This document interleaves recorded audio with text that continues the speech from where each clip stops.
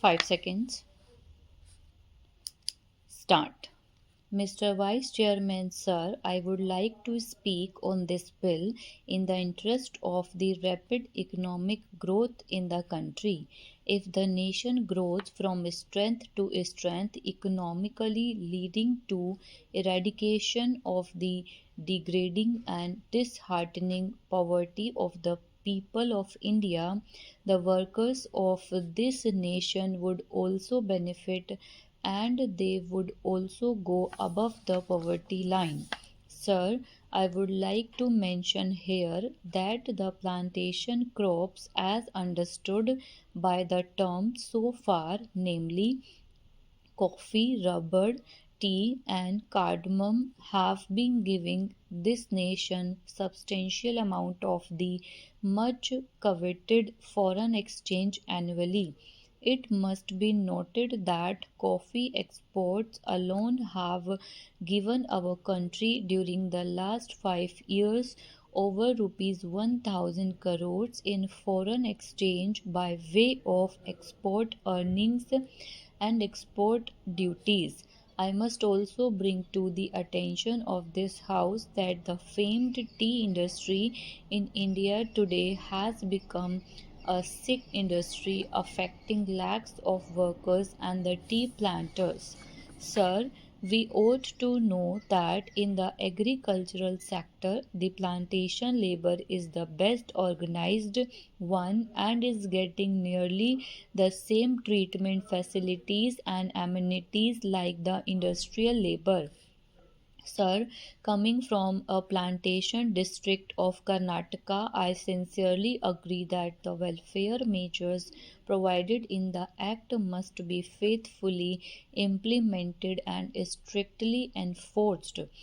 But I cannot subscribe to the view taken by some that the planters generally are exploiters and are inimical to the interest of their own workers and they must be dealt with severally.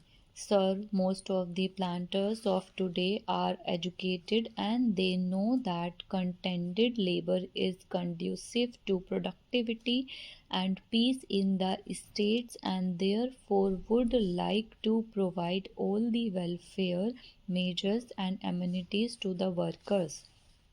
Sir, I would like to point out some of the very draconian, discriminatory, and invidious urban directed amendments made in the Plantations Labor Amendment Bill 1973. Sir, the Plantations Labor Act is sought to be applied now even to holdings of 5 hectares and above employing 15 persons and more.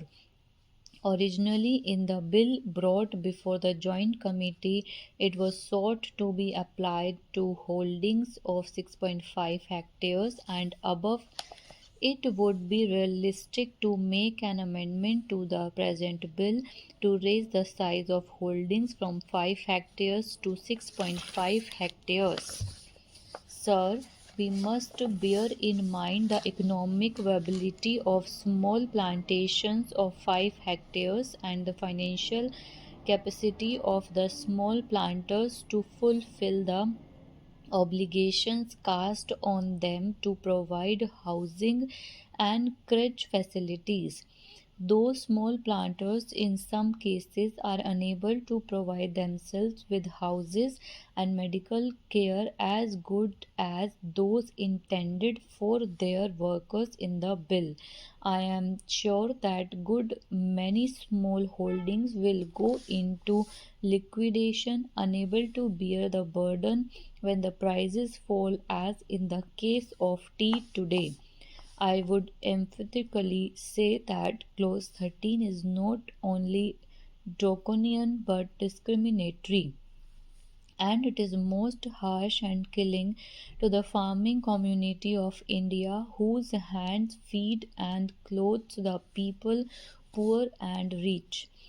Sir, I strongly feel that the punishment with both compulsory fine and imprisonment is too severe for violation of a welfare legislation covered by the Act. for economic reasons and financial incapacity, the debt-ridden employer, particularly a small holder, may be unable to discharge the obligations such as providing type design houses, crutches, medical facilities, etc. In such cases, there is no point in sending the landholder to jail, the collecting a fine from him from every day of default. The relevant provisions in the bill are made more stringent than the Factories Act, under which, in the case of a further offence, the court is given the discretion to punish the defaulting employer. But in the proposed amendments, the word used is shall instead of may, which makes it mandatory on the court to impose imprisonment as well as fine. These provisions are too harsh and discriminatory, particularly in view of the fact that the bill seeks to bring in farms of 5 hectares, which are in the nature of peasant holdings, under the scope of the Act. Sir, I would like to ask the government of the people, for the people, and by the people, in the name of farmers of India, why it wants to treat a farmer as a criminal and to be imprisoned for such an offence, while it does not do so for a factory owner of a city. By making this comparison, I do not mean that a provision should be made in the relevant Factories Act to make the sentence of imprisonment compulsory for similar offences. Let me make it clear that I am not speaking against the interest of the workers.